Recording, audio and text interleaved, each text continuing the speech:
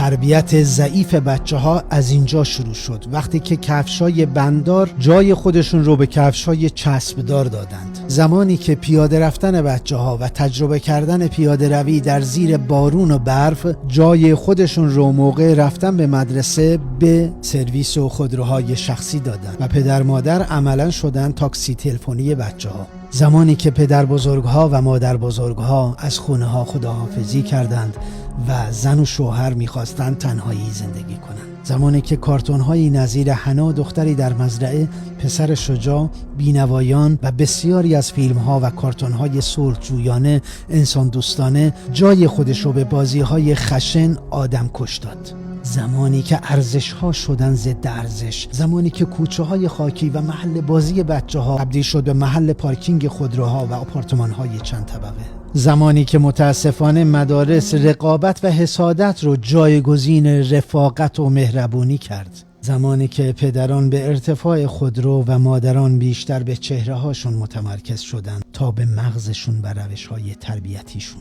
یه زمانی ارزش و صحبت داخل خونه ها و سر سفره، صداقت، عشق، مهربونی، جوانمردی، وطن دوستی، همسایه‌داری، وفاداری، مهربونی، کمک کردن، صداقت بود. اما به تدریج این صحبت ها و ارزش ها جای خودش رو به اختلاسگری، دزدی، چاپلوسی، دورویی، چهره‌سازی، دروغگویی، ریاکاری، حقه‌بازی، کلک زدن، همدیگر رو له کردن، زرنگ بازی، حسادت کردن داد. بزرگترین میراث فرزندان ما دانایی، خرد، شعور، ادب، صداقت، پاکدستی، انسان دوستی، صلح، اینکه همه دنیا رو وطن خودمون بدانیم و هر کجا انسانیت است هموطن من است ولا غیر، فارغ از هر نژاد و زبان و کیش و آیینی.